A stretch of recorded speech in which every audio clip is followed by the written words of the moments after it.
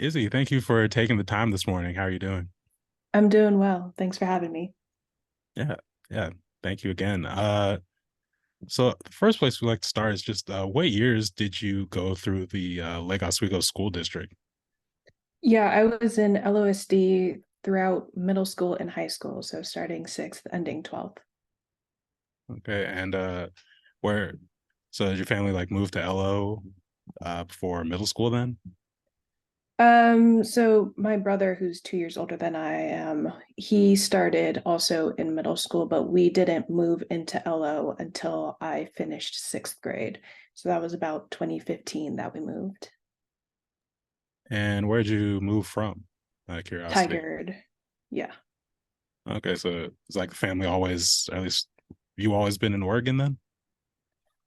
Yeah, my parents weren't always in Oregon, but they've been here since both of us have been born. And where, as far as like when you were in LO, where you say you went for community?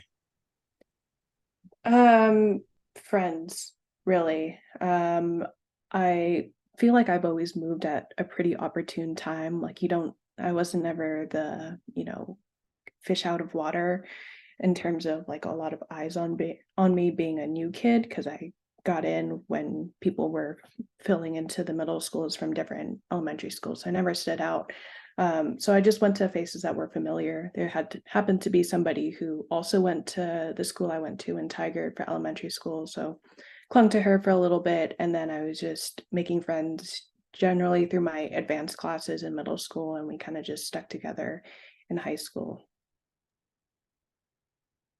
And yeah, part of the reason I asked is because one of the dynamics that comes up a lot of these discussions is, especially for like families of color, where they, for lack of better terms, like just kind of like live in LO, but end up, when it's whether it's for like just again community, culturally specific organizations, events, you end up going into Portland or other spaces just to like fill in that gap. So yeah, I was curious if that is was that your experience? Um, Not quite. My parents they're both rather introverted. We don't really go out very much. So, apart from their work organizations, which I would say at least my mom was rather involved with the group, so I was familiar with her work friends. But apart from that, we didn't really go to any organization together, not really a cultural organization. We would tend to go see family if we wanted to get in touch with, the Filipino culture, people, food. Yeah, we didn't really look in Oregon for any sort of cultural organization. It was mainly just, people we knew and friend groups we developed. And does that does that feel isolating at all?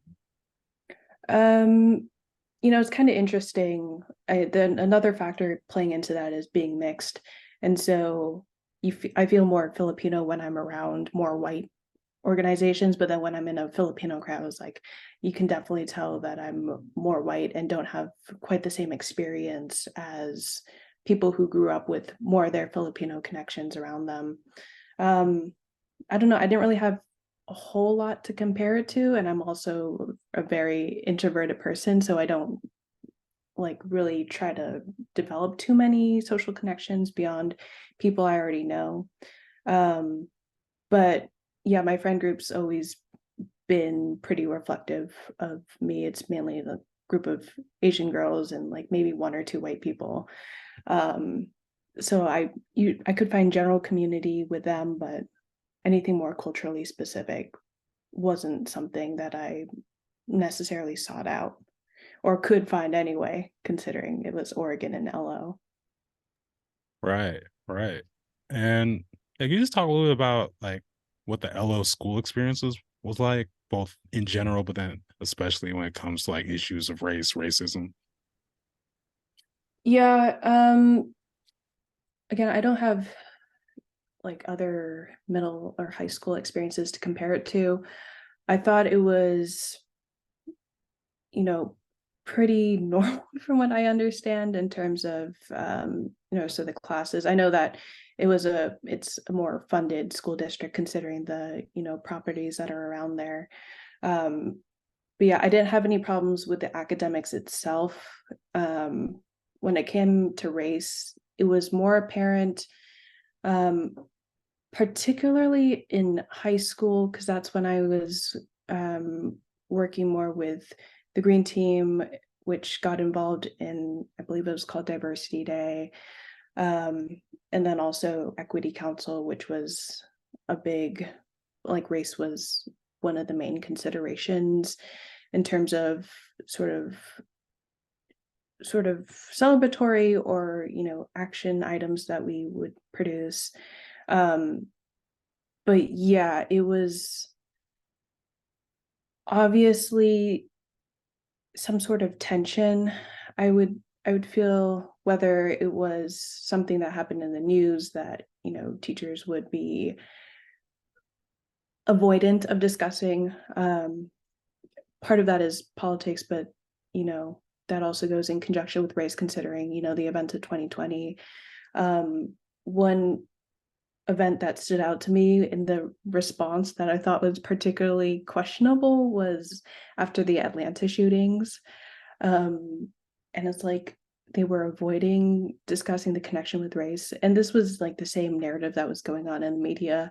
It's like, I don't know, I don't feel like you would travel 40 minutes from one place that has like an Asian ethnicity in the name to another like spa and not understand how that's connected to a hate crime or specific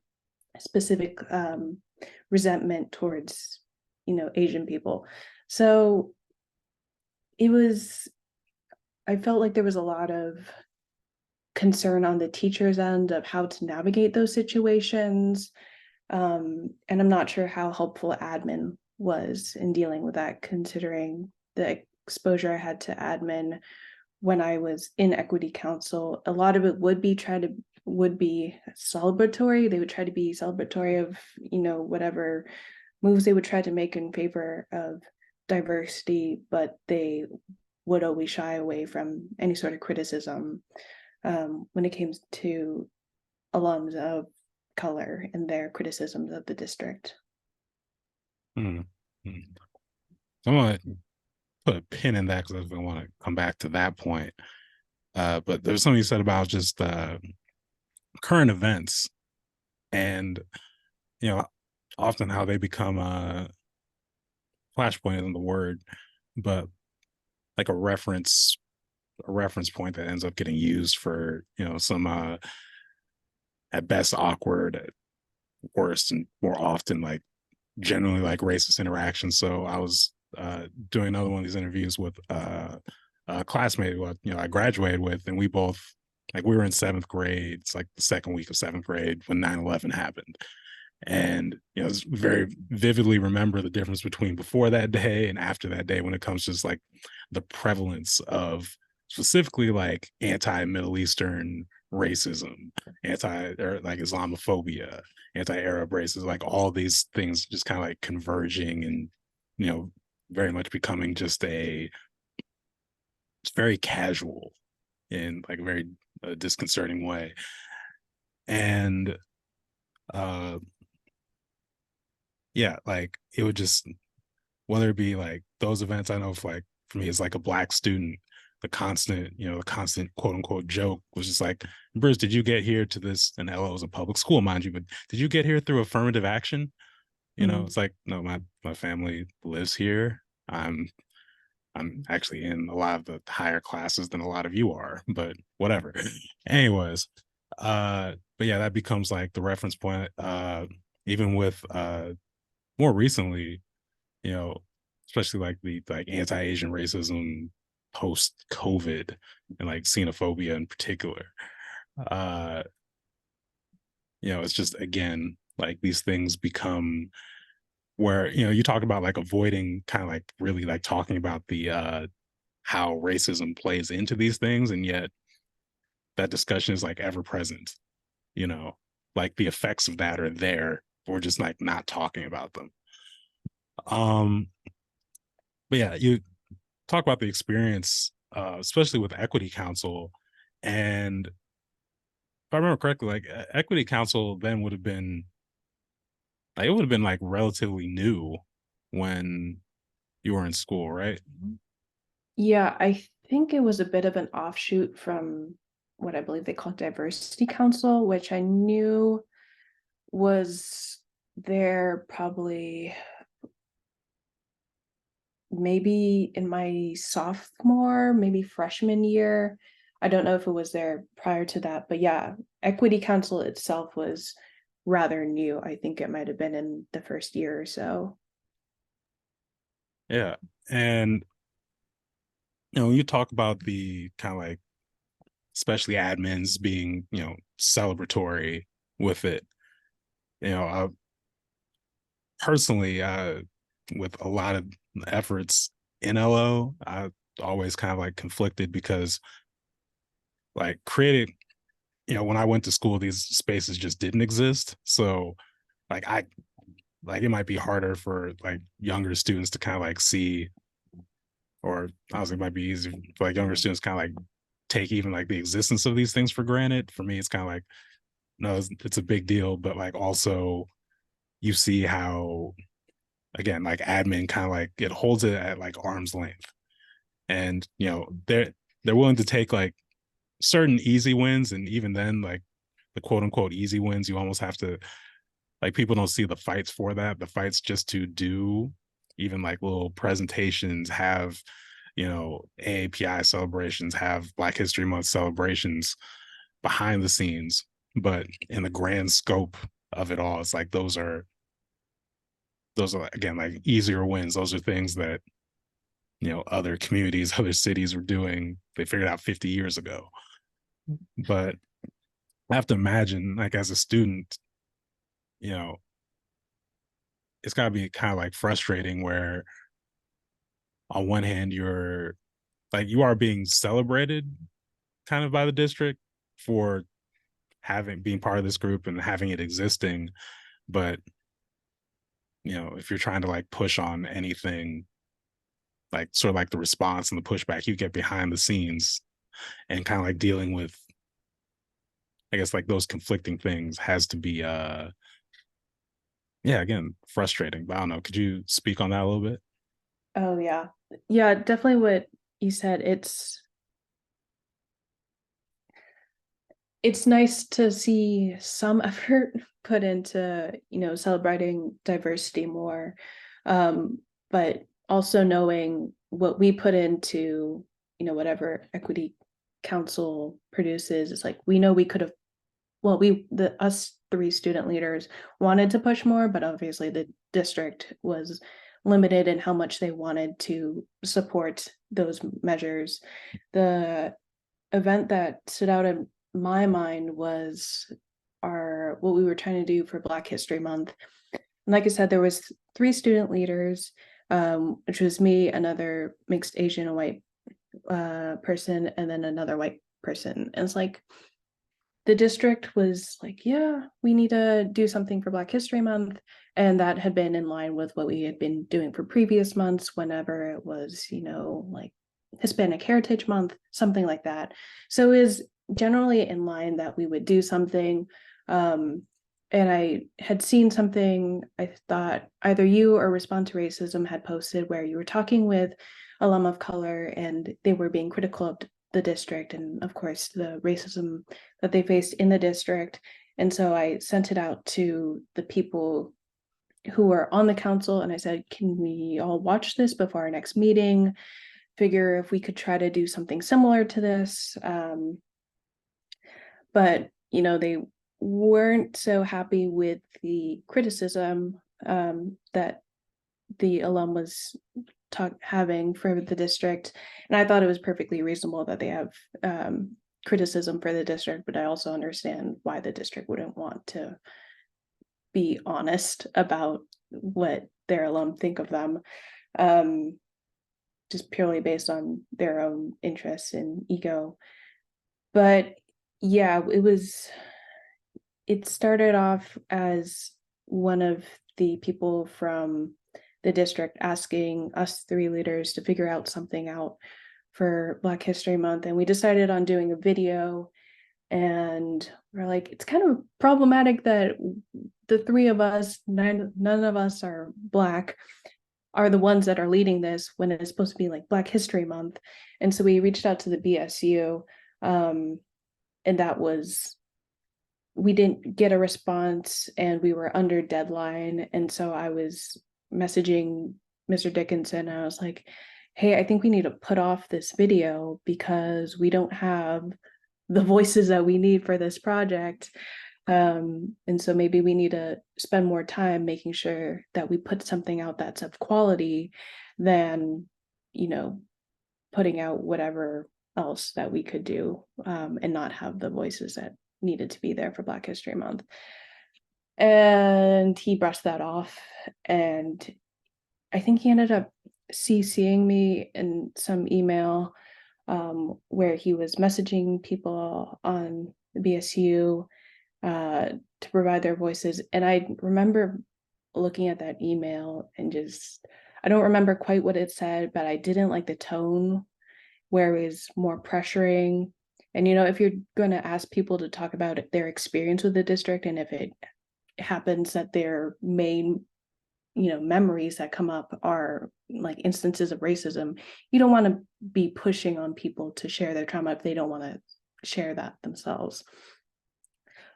But it felt like that was sort of what he was asking them to do. And I was just like, I don't like this. And so we had to keep to the deadline anyway. And I was just editing the video, and I'm like, oh, this is not what I want to produce, but I don't know what to do in this situation. And so I edited the video and we put it out, and there was supposed to be some sort of challenge to take anti-racist action throughout the month, and there would be a prize for, you know, whoever did the most actions. That never materialized. And after the video was shown, in, I don't even remember what it's called, but like homeroom, I remember my friends texting our group chat saying like, why is this teacher, you know, saying things about being sorry for, you know, the racism people experience when she was racist herself? And I'm just like, what is going on here? Like, there's no screening of, or like no other input really into this project. So it was just mainly us three leaders on the equity council, and, you know, whatever input BSU members felt comfortable providing. But there was otherwise like no other insight onto, you know, how this project should go. And so it's pretty bad if you're like releasing a video and the district is being, you know, congratulatory, like, look at what we did, we're celebrating. And then I'm hearing feedback about, you know, there's people being two-faced about, you know, their own experience with, you know, projecting racism and whatnot.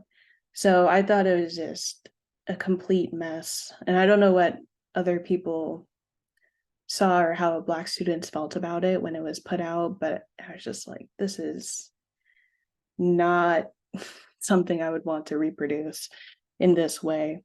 And I think it should have been, more thought should have been put into it rather than trying to scramble together a video just so we could release something during February. Mhm. Yeah, that I think that kind of speaks to a point that, you know, again, a recurring theme with these discussions, the interviews for this series in particular, where the burden of this work, it's not just that it's being put on the students, it's being put on students without support. So like you said, like it's not a bad thing to like want to do something for Black History Month, obviously.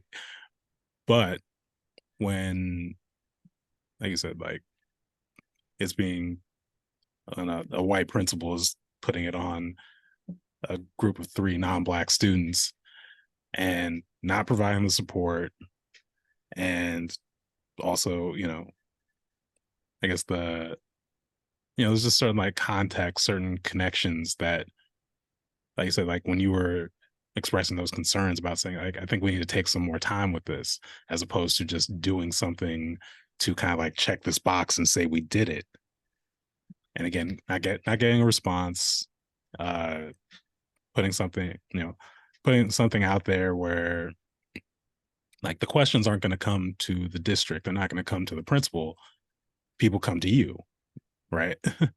And there's just like a certain, I know in some of our organizational partnerships with the city and the school district, I know it's something I felt where I feel like I'm having to answer for what they're doing or what they're not doing oftentimes, or being put in a space where it's like I'm trying to make the best out of a little bit here. And it's taxing. It's very, not just doing the work, but just like emotionally taxing, trying to, you know, what was it, make lemonade out of lemons, or, whatever you want to call it. Um, to that point about, obviously sort of like that, I think that's a great example as far as like how like city leaders, administrators can not be particularly helpful in supporting this work. I'm not sure if you have any like examples of, teachers or admin or anyone where it actually looks supportive, if that makes sense. Um, I'd say the teachers who were involved in Equity Council during the years I was a part of it, I think some of them certainly had the they were supportive of our work, and it wasn't as obvious if that they wanted it to be all celebratory of the district. Like they seemed invested in having, students be more um in charge of leading those sort of diversity efforts. But yeah, I think there's more genuine support there than from the district. But again, it's like they're working past their normal working hours. They're putting more time into it than is generally asked for teachers, and they're not being paid for it. Um, so I understood that there would be some limits to how much effort they would put into the council. Yeah, I thought the teachers that I interacted with were more supportive than the administration that I worked with. Okay. And it's interesting, even with the teachers involved in these groups, because, you know, Respond to Racism started in the summer of 2017. And I can think of, some of the teachers we've had, a more closer relationship. We're able to like, you know, help and assist and facilitate in like collaborations with school, with students, because again, the at a district level, that wasn't really happening. They were much more of an obstacle. But it's also interesting to see how many of those teachers have since, you know, left the district, either, just it was like retired, but most of the cases it's just been like they couldn't deal with, whether it's white teachers, whether it's teachers of color, just just dealing with all this stuff in particular. And so like the politics and the ostracization, I can speak, and isolation that, comes, especially when you're trying to like advocate. And like you said, when you're not being paid for this extra time, it's just, it's out of the goodness of your heart, out of your commitment to see better.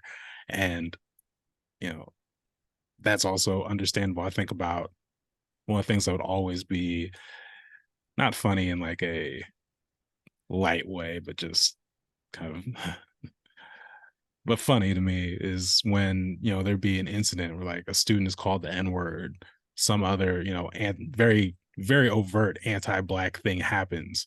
And then you'd hear about, okay, the district has brought in a speaker to talk about the Holocaust.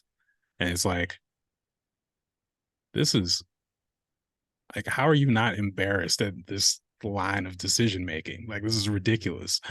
But they do it over and over and over again. So you kind of like feel that burden of just like, it shouldn't be on me to like fix that.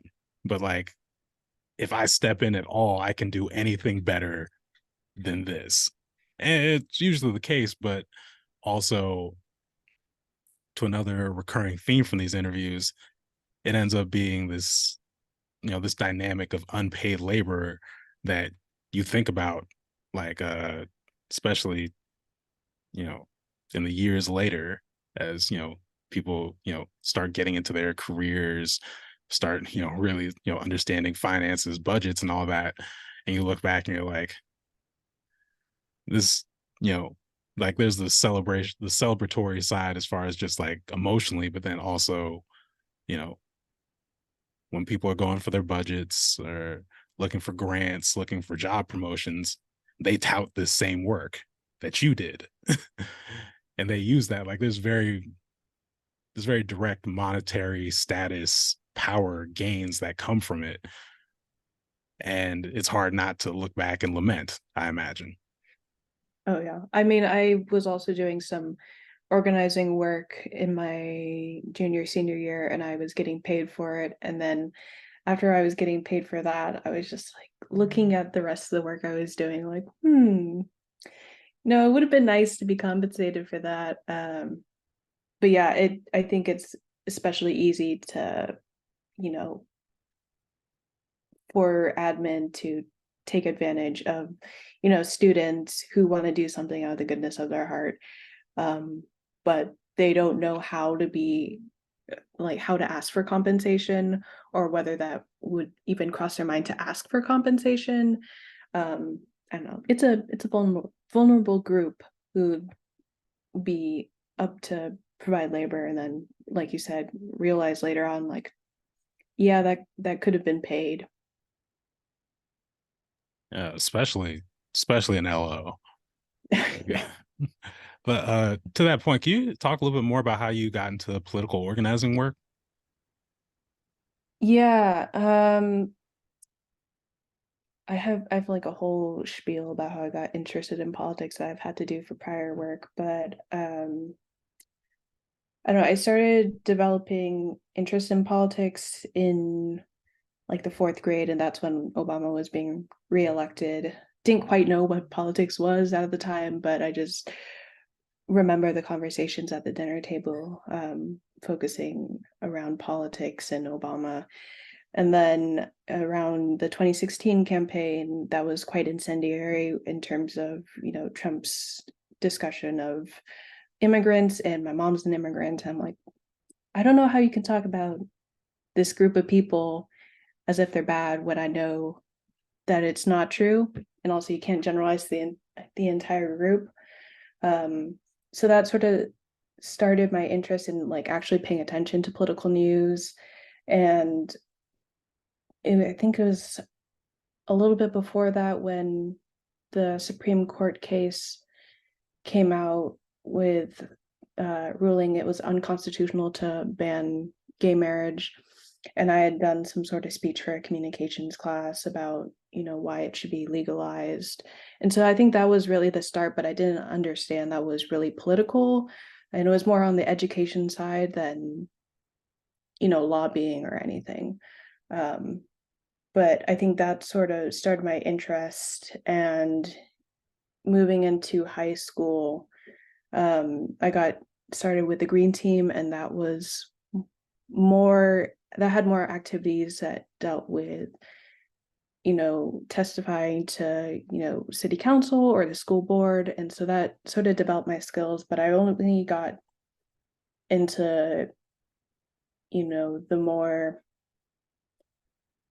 I don't know, into areas beyond like conservation and sustainability when I started working with Next Up, which I don't know if you're familiar with them, but they're an organization that's youth centered and they're developing leaders of color generally, diverse young people's voices and teaching them sort of the ropes when it comes to lobbying, writing op-eds and whatnot. So that's really where I developed my political skills, but it all really goes back to, I think 2016 is where I really started paying attention to politics. Yeah, I mean, one shout out to Next Up. I do follow their work, and that's very well, not just very important, obviously, but I think also very effective. More importantly, Yeah. and curious as far as you talked about just like going to work and like actually like getting paid for it and having some of those like aha moments.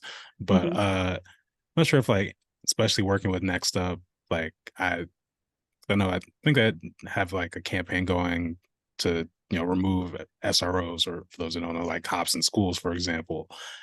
And it's interesting, I think in the LO space because it's framed as like this conversation, especially around like focusing on anti-racism is like this new thing.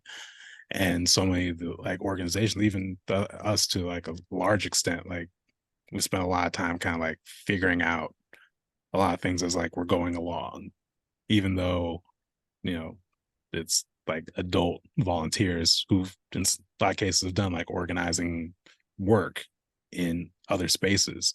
But it's always like I know personally I'm in a constant like uh learning experience as far as like, okay, here's what I figured out from like trial and error and just the osmosis of being around people versus like in more recent years really having the opportunity to go to like specific like organizer trainings, cohorts, and like get some of this like nuts and bolts stuff that's again very necessary. It's like how to message, how to like work with people. But I don't know, like do you get like we mentioned the pay thing, but as far as just like other, what's the word I'm looking for, like other lessons, other revelations as far as like, oh, this is what was missing when we were trying to do this with like the green team or the equity council, just from doing this work. Yeah, I think being involved in an outside organization was super helpful because I don't know how common of an experience that is for other people who are involved in things like equity council or any other sort of student group that works with district or admin. um, but I think it became especially clear um, from working with Next Up and also just doing some reflection work is how a lot of the sort of projects that the district or administration try to get me and some of my peers to be involved in was really just co-optation. Um, yeah, and it's just all that free labor stuff. But yeah, I think if I was to apply more of the lessons that I learned from Next Up and other political organizing, it was just to be more critical.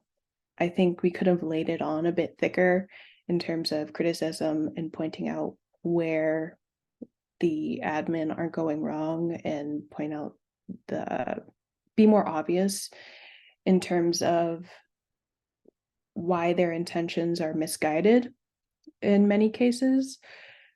Because first of all, we were asked by the district to be there, and we were the ones who were willing to show up after school hours to do this work. And so if these are all the voices they're getting, we might as well be the ones to point out um, how they could improve, because they're not going to find people who really want to spend time out of school doing this work otherwise.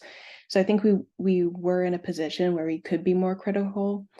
I'm not saying that would make everything better or like drastically improve whatever we put out, because there was certainly the hierarchy in place. these are still students and they're not adults. And so, how much do they know? That's the sort of vibe that I got, in part from admin, but that's also something I've seen in, whether that's the school board or city council or state legislators. That's generally the vibe that I picked up from them whenever I was doing work when I was under 18. But yeah, I think we could have been way more critical and also vocal to our peers more, um, because we can be exposed to whatever malintentions when we're doing the work with the district or on behalf of the district. um, but all the people who are going to be affected are our classmates, and they also deserve to know what's going on in these meetings with admin and whatnot. So yeah, being more critical and also being more transparent in terms of what Equity Council is doing. Yeah, yeah. And you're so graduate 2021. You're in school now. First of all, where are you going to college again? American University in DC. Yeah. So I'm curious, DC, Oregon, very different places, but yeah, how's the experience at American so far, kind of compared to LO? Well, diversity, it's not hard to beat LO in terms of diversity. But that's one of the first things I noticed when I was on campus. Not only like the visual aspects, but just walking around, hearing other people talk in languages other than English. Um, I've never, like, other than when I'm with my family in California and they're speaking Ilocano or Tagalog, it's like I don't hear people really speaking other languages other than English. And there's now just a whole lot of people who are, you know, just doing that. And it's so nice to see, um, compared to more like, I don't know, hidden forms of diversity, or I don't know what I'm saying, but yeah, it's in terms of diversity, that's comforting. The administration is still problematic. Um, though the issues that are mainly raised on campus have to do with sexual assault or like general workers issues. Because I work, or I didn't work with, I occasionally go to young democratic socialist meetings, and so labor is one of the big issues that they talk about. And considering how many walkouts there's been in favor of like our staff and also um, our food workers there as well, they've been in contract negotiations. So those are the issues that I've mainly seen. It hasn't been as much around race, though there's a couple incidents, but it's not as focal as I saw it was in LO. And then now I live in Seattle, and I don't go out a whole lot, but when I do, it's noticeably way more diverse than LO and Oregon. And I think there's certainly more safety in numbers in terms of that. It's like before in LO, I'd worry about my brother who's darker skinned than I am going out and, being targeted by whatever cops on duty, because he's young and brown. But it's like there's a whole lot of people who are young and brown around where I live. And so I think it's less of a spectacle here. Um, like I said, there's safety in numbers about that. But yeah, it's way more diverse where I've been since I've been in LO. I want to come back to that point about police because yeah, when you so yeah, you would have been did you have SROs in LO the entire time you were there? I'm pretty sure, yeah. And that was a really messy issue that I remember in my final years. Yeah, because I know we didn't like we just had the security guard who like had like really good, you know, so older black man had a pretty good like actual tried to actually like build rapport with students. So wild idea, I know. But yeah, I just it's always been, speaking from my own opinion, Like it's always been something that I've like kind of been just like horrified about just like the district's insistence on not even really like thinking about or engaging with the idea of not having cops in schools once they started doing that. Just because I know, when I got my driver's license, it's like I remember the day before, the day after in terms of like police harassment just in LO. And like it was, it's like being kind of like thrown in the deep end of not getting pulled over, getting, getting harassed, getting basically like pressed, having to figure out, having to learn all the, things they don't teach you in school about how to like talk and interact with cops in cases where, you know, this could very easily turn into a situation where guns are pulled onto me. I had one where like backup was called onto me and all that stuff. And it's just like, even, because people think about, well, you weren't, you weren't beaten down on video for people to see. You weren't killed. So what's the problem? You weren't arrested.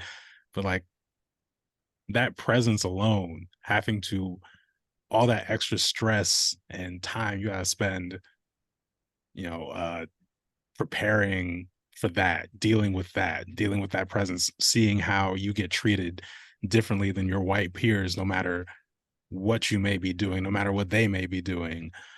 And it's just the idea of like, okay, we're gonna institutionalize this presence in school as well is very again, yeah, horrifying to me. It doesn't, it seems counterproductive. Obviously, there's a bunch of studies, there's a lot of reports that kind of confirm that, it's not actually helping the school environment.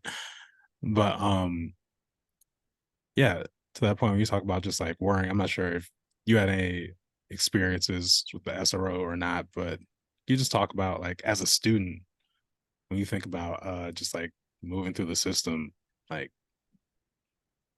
how does you talk about kind of like the messiness of the process, but yeah, from your perspective being inside, what was that conversation like? Um, so I don't know how accurate it is, but from what I remember, it seemed like there was two ways of the district trying to respond or at least bring some sort of community discussion about SROs. Um, and I remember being part of like a focus group where they were having, in my case, students talk about their views on SROs being in schools, but they also had focus groups with parents, admin, maybe community members as well. And I'm I I don't trust people with guns. I don't want guns or, weapons in my presence. So I just would always avoid them when I see, officers in the halls. Um, and I wasn't worried about retaliation against myself. But it would be, again, like I sort of mentioned earlier, it's like more worrying about people like my brother. Um, and I just I remember that focus group, and it was just me and two other buddies, and we were all on the same page. We're like, we do not want officers and like armed people around us. And mentioning how it's like, of course, you're going to have problems that we see elsewhere with police, with, targeting Black and brown people. I don't know why you want to instill fear in a learning environment, because that seems counterproductive. Um, but I just remember being really frustrated when the district's whole report came out afterwards, where they were showing the different comments made by students versus parents versus community members in admin. And I remember there was a quote from some admin who was like belittling the students' responses and saying essentially like, oh, that, they shouldn't matter because, oh, they're kids, and we have their safety at heart, and their best interest at heart. And I'm like, oh my God. It wasn't an admin, it was like either a parent or a community member who said that. And I'm like, you're not the one in the building with people with guns. I don't, how do you think you have the authority here to, you know, say that and just, just diss the perspectives of the people who are going to be most affected by their presence. And then I also remember the district saying like, oh, well, we also want to keep in mind, in light of, some of the student criticism about cops being in schools, um, by remembering that it was students who demanded that SROs be present after, the Parkland shooting, because everybody's worried about school shootings. And that's understandable to be scared about school shootings, but it's like, we've seen so many cases of school shootings where the police officers at the school are not effective and they just stand there or they run away or whatnot. So it was just bogus. And it seemed like they had these listening sessions, but they didn't want to deal with anything that they heard when it came to things that conflicted with their, status quo. But yeah, that really pissed me off reading, a community member statement that's essentially dissing the perspectives and whatnot of the people who are actually going to be on in the building with the people with the gun. So I think it's just, I don't know, it's bogus, and I don't think they're going to try to remove SROs at any time soon. Yeah, I definitely, as a community member, I definitely found the process incredibly frustrating. I'm not sure if the focus group you're referring to is the same one. Uh, but I know like we did a student panel on SROs last year Mm. where some students talked about, the focus group where it was just inside as far as among the students. It's overwhelmingly negative. But in the report, it was the district said, students were neutral. And that's just like that's I think it just does a disservice. And I guess the only way I interpret that is like looking at, I guess, like the power dynamics of it, or the population dynamics, I should say, where yeah, it's a majority, it's very like predominantly white city, and like most of these students, you know, yeah, maybe their interactions with the SRO aren't as threatening because it's just a different interaction with them. The same way white people interacting with the police is often very different. But if we're talking about doing equity work, we need to one be talking about like centering the needs of those most affected, and the refusal and the insistence on the refusal of looking at that, especially when it comes to this SRO issue, is very frustrating. Having I think it was John Park who, after our SRO meeting, sent out the survey they did. It's like, hey, see, all the kids not love the SRO, but like they're in support. And again, it's just like if you ask all the white students or you ask all the students and you look at the population numbers, yeah, you're probably going to get the response Mm-hmm. of like indifference. But for those who are actually affected by this, like you are institutionalizing a negative school experience, a threatening, intimidating, at at best school experience. Never mind, I've heard some horror stories of people who were directly uh, harassed. I think there was one case of a student actually being arrested during school in front of their peers, and it's yeah, the insistence on this, like you said, like there's sometimes you have these listening sessions, but it's very clear that they've already kind of made their decision.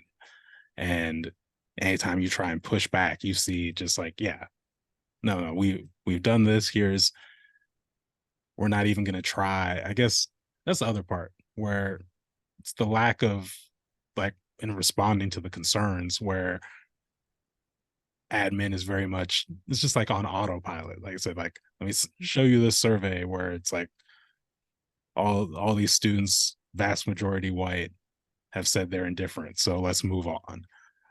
Or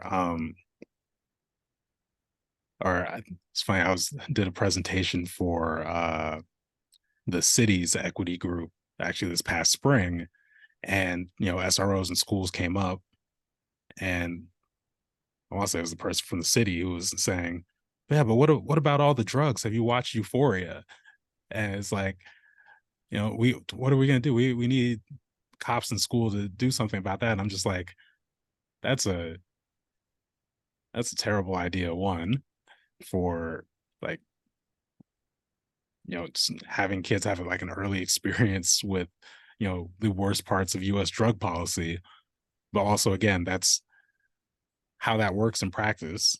I'm not sure if you've read the new Jim Crow or not, but like that's you know one of the impetus for like police searches or over searches harassment is just saying, well, we suspected they might have drugs because uniformly statistically, you know people partake in illicit substances pretty much at the same rate across the board.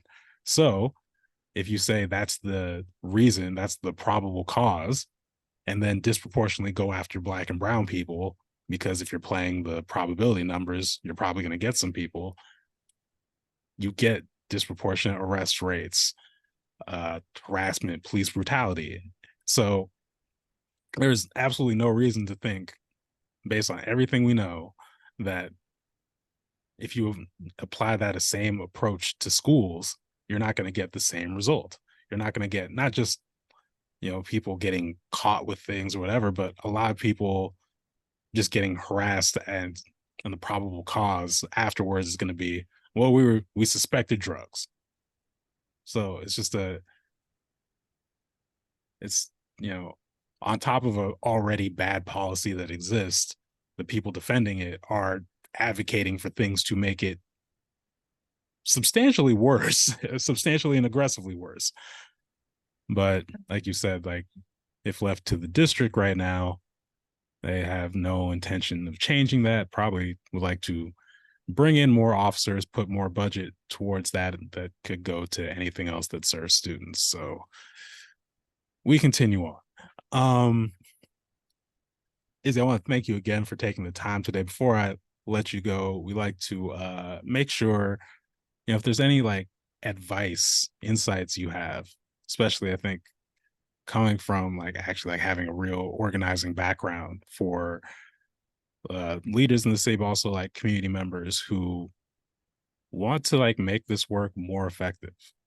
We've talked about some of it throughout this interview, but yeah, could you just share any final imparting advice for those of us who are trying to support students in particular, but also just do equity work, anti-racism work in a way that actually serves those most affected, that's actually is actually effective in the city? Yeah, I'll start with comments to students because that's where I've developed most of my, insights from. Um, if you're a student, keep track of what the school board is doing. Keep track of what your administration is doing. I'm personally in favor of lowering the voting age to 16, which is a whole nother issue, but neuroscientists back it up. If you want facts to talk about, brain development by age 16 supports that sort of thing. But as far as I know, at least when I was there, we didn't have student reps that had voting power. I know we had student reps, but if the school board wants to do anything, give the student reps voting power, because I don't know what the heck you think you're going to get out of just having student reps, sitting by for occasional comment. That's not true equity. That's not in line with your purpose. If your purpose is to serve students in the district, you need student opinions and you need to value their voices, and you can only do that when you give them actual agency, and give their voices some actual weight when it comes to decision making. So yeah, students should stay on top of what the school board is saying, testify when there's policies that you don't support that the school board is thinking of passing. Make sure you show up to those meetings and make sure you're critical, and show your voice. I mean, also do that when they're doing something that you're in favor of, but it's always important to be on the lookout for when they're not doing something that's actually in favor of students. On a similar line, watch out what, district people or admins are doing. I've mentioned co-optation is a very useful device to those groups of people. So just make sure that when you're being invited to share your opinion on, a school practice or in a group like Equity Council, make sure that you're aware of what they're doing. They try to be more celebratory than is, deserved. So keep in mind, what are they actually trying to get out of you? Are they trying to just say, hey, here's a student who will agree with us? And if that's what they're trying to get out of them, make sure that you actually use your voice and be critical where it matters. Just be mindful about why you're invited to the spaces that you are invited. And if you do work with admin or, anywhere else where you're doing this sort of free labor, make sure you set boundaries. Learn how to say no. I know that's a big problem that I saw when I was dealing with my friends who were also in Equity Council, is knowing when to say no. If they're not paying for your time, you do not need to do it. So yeah, just be aware of what they're trying to get out of you, because it tends to be a lot more for their interests than your own. So just be mindful of that. For, any adults who are listening, I already mentioned that I think voting should be, something 16, 17, and 17-year-olds can do. But yeah, 16, 17-year-olds have the cold cognition skills to be able to make decisions that consider the long-term effects of their decisions. So, make sure you value what they're actually saying. Don't get caught up in the whole like, oh, it's so cute that they're sharing their voices, or treat it like it's novelty. Their voices should be at every table and should be respected. So don't get caught up in being excited that your work is reaching young people. Your work needs to reach young people, and young people need to be at the decision-making table. And that's just understanding the word equity as well. That goes to broader cases, not just young people. But if you're trying to make decisions about, improving circumstances for a group, and that group is not represented at the table, you're not doing it with equity in mind. So, figure out your intentions, and also understand that you're not going to make friends with everybody when you're doing political organizing work. That's not possible, and people are going to want to stick to the status quo a lot of the time. But you need to just sit them down, do some relational organizing, talk to them, understand where they're coming from, but also realize that true equity work is more important than people's comfort in keeping the status quo. So keep pushing on. It takes a lot of work, but yeah. Yeah, yeah. Well, Izzy, thank you again for the time and the insights today. Yes, thanks again for having me. Absolutely. Enjoy the rest of your day. Thanks, you too.